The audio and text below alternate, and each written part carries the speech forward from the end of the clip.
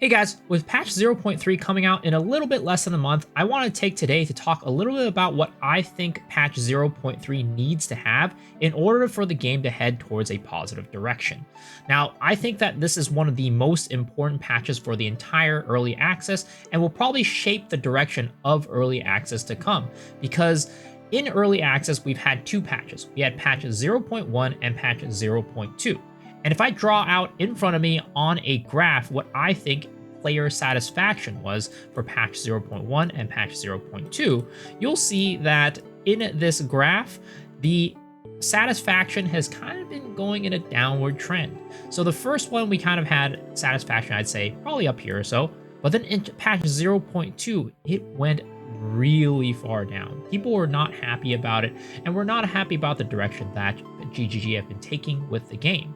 Now, with patch 0.3, the reason why this is such a big turning point is that if it continues to either stay the same or go further down, then we get a trajectory for the game and where it's going to go.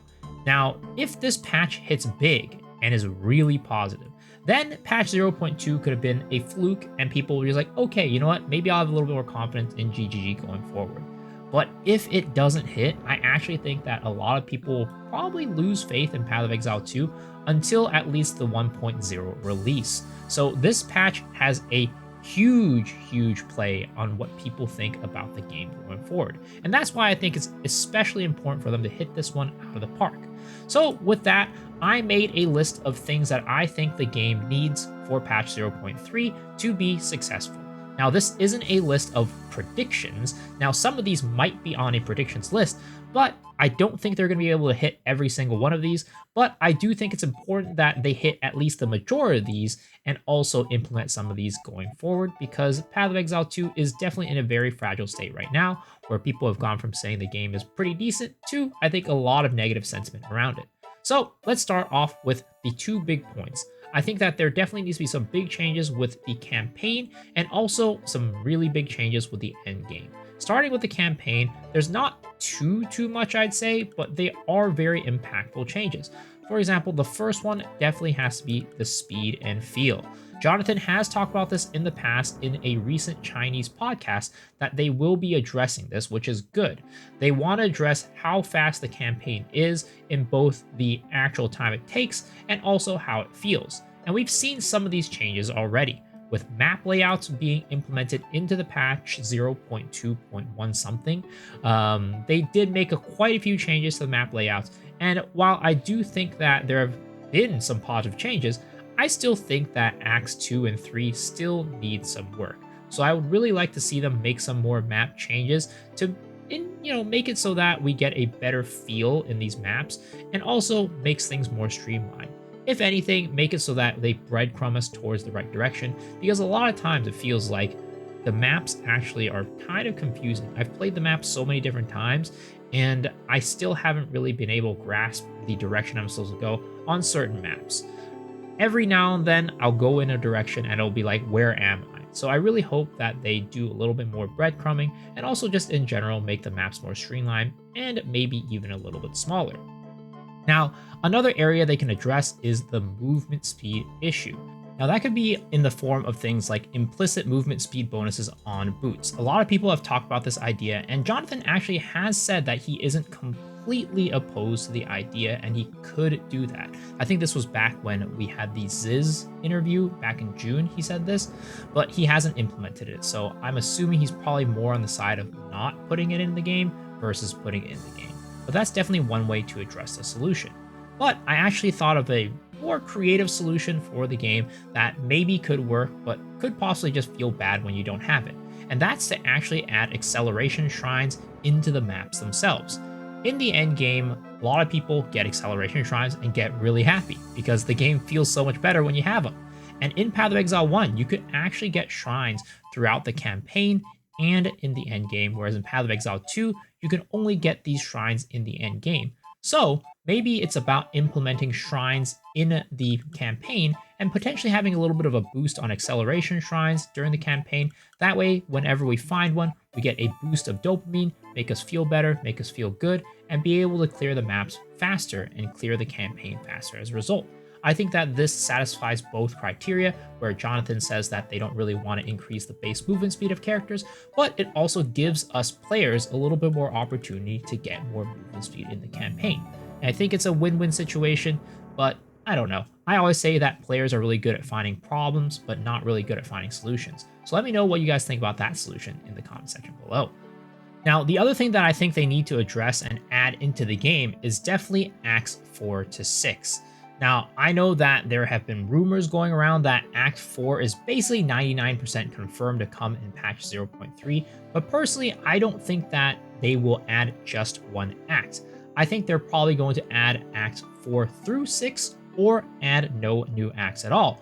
And that's because of kind of the congruency, right? It'll be weird to have Act 1 to 4 normal, then Act 2 to 3 cruel, or 1 to 2 cruel, or it would be even worse if they kept 1 to 3 cruel and added an extra act to make the campaign even longer. After all, Jonathan did say the speed of the campaign is going to be very important for them to improve upon. So I don't think they're going to be necessarily doing that. And I actually think that if they're going to add a new campaign act, they're going to add all of the acts in at once. And I think that's actually possible. Now, to explain, and I've talked about this on the podcast before, so if you see that, this might be old to you, but I think that the Acts 4 to 6 might actually get implemented sooner than we think, because if we remember back to when patch 0.1 is coming out, the launch of Path of Exile's early access, the game was only supposed to come out with the acts and no endgame. Grindy Gear Games, basically in the last 6 months of development, said, hey, we should probably give endgame to the players, and scrapped the Acts 4 to 6 for later, and just made it so it was Act 1 to 3 cruel and Act 1 to 3 normal. Now, that took them 6 months, and they were expecting to release the game in 6 months, right? So technically, by the time patch 0.1 was going to come out, we could have ended up with a game with all 6 acts. Now, the game is going to have been out for about 8 to 9 months by the time patch 0.3 comes out, and that's a little bit over the 6-month period that they were expecting originally to finish Acts 4 to 6. So, in that regards, we could have a situation where they have been working on the acts ever since then, and because it was going to take them about 6 months to do originally, by now they might have Acts 4 to 6 already done, and they're going to implement it into patch 0.3. I think that that's pretty likely. It is, I don't know, tinfoil hat, but I do think it's pretty important for the game to have it because of the fact that I think a lot of people are getting tired of running the acts over and over again, 1 to 3, 1 to 3 on every single character. A lot of people don't want to come back until they've added every single act, and I think that this could be an excellent opportunity to grab those players who are tired of running acts 1 to 3 over and over again and make it so that they're motivated to come back into the game. So I think that those are the main campaign updates I would really like to see them implement in patch 0.3. Now, the campaign, not too many updates, but very, very important. Endgame, on the other hand, as we've mentioned, as the GG has mentioned, is kind of a patched together endgame, and we can tell it's pretty obvious. So there's quite a few things I would like them to change and add into the game to make this patch as successful as possible. First things first, I think towers need to go. Not like removed, but the way that towers work definitely need to be changed. I'm tired of people saying that they need the 3 tower setup, 4 tower setup to make it so that they actually feel good at maps. I'm tired of looking for them. I'm tired of doing that. Personally, I haven't been doing it too much, so it doesn't bother me too much, but I've definitely been lacking in terms of currency and drop rate because of the fact that I don't set that up. So I would really like to see it so that we don't have to chase these towers, multiple tower setups at once. If they want to keep the towers, fine, but make it so that we don't have to find an area with multiple towers, or just make it so that towers can't overlap like that, and make it so that we only are able to get 1 tower setup at a time. And then on top of that, players from Path of Exile 1 will probably feel this more so than Path of Exile 2 players, but Atlas Traversal is pretty annoying because a lot of times we end up having to go through maps and areas that we don't want to go through. Like, I really hate Sun Temple. I really don't like Hidden Grotto, but sometimes the map that I need to get to or want to get to is behind one of those maps, and I just don't want to do it. Path of Exile 1 does not require you to do any of that, and the mapping system there as a result is, in my opinion, superior than that of Path of Exile 2. If they want to keep the traversal system, fine, but make it so that there's some way for us to maybe change the maps or choose the map that we want to go to. I suggested maybe every one of the map layout, like the map nodes on the atlas, is just a blank node, and then you can put in the map that you want, just like in Path of Exile 1. Just make it so that we can run the maps that we want to do, even if you keep the traversal system.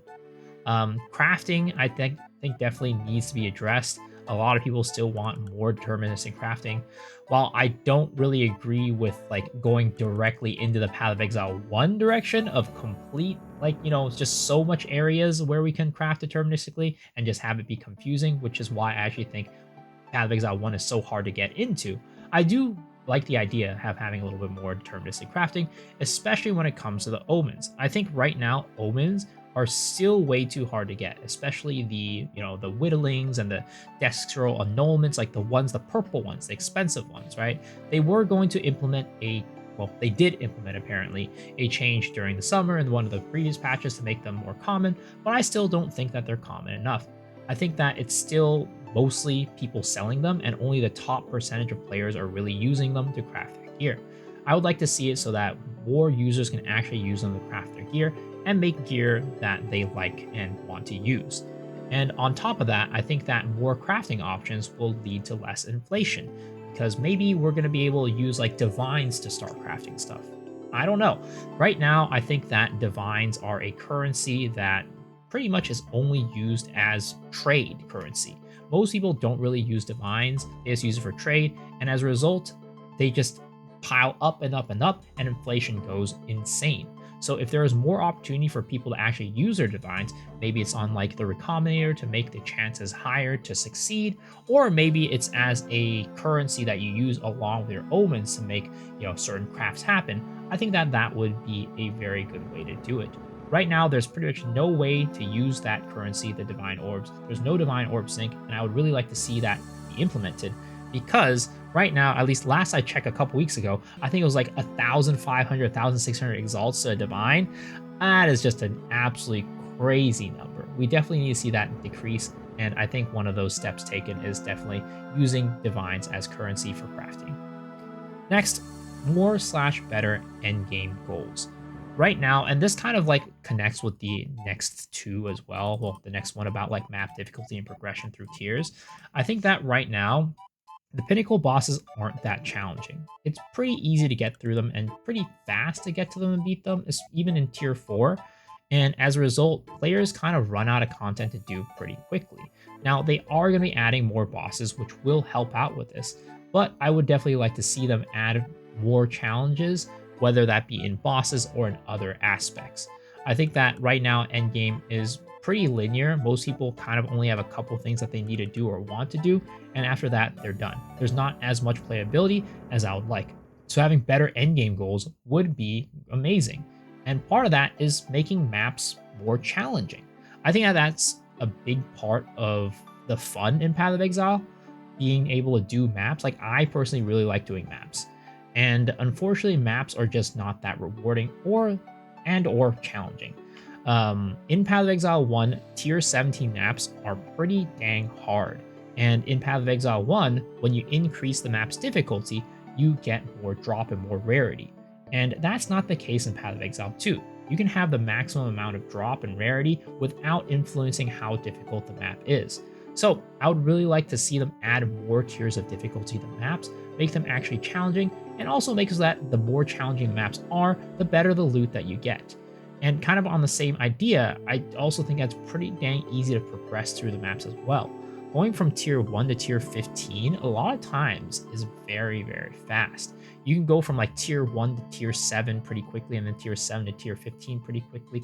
It's not that hard at all. So I would really like to see them make it so that there's actually, a progression between those maps that makes it actually rewarding for the players to do. And part of that, again, might be making it so that the more difficult the maps that you do, the more drop and loot that you get. Now, on that same strain, tier 16 maps right now are just not very easy to access. Actually corrupting them is kind of tough sometimes, and it takes work to do so as well. I would like to see them streamline that and make it so that you're able to get them as drops more often, That way you don't have to go and do the whole corrupting thing and potentially just send 40 maps and only get like 5 tier 16 maps. That's definitely happened to me before, and that's been really frustrating. So those are the things that I think need to change in Path of Exile 2 right now to make patch 0.3 successful. Let me know in the comment section below what you guys think. Do you guys agree with these? Do you guys have ideas that I missed? Let me know. And as always, if you enjoyed this video, please remember to hit the sub button because that is the best way to support the channel and it is completely free and it lets me know that you enjoy the content. Additionally, I stream every single day, twitch.tv/misoxshuru, so I'd love to see you guys there. But if not, hopefully I see y'all on the next video. All right, guys, peace.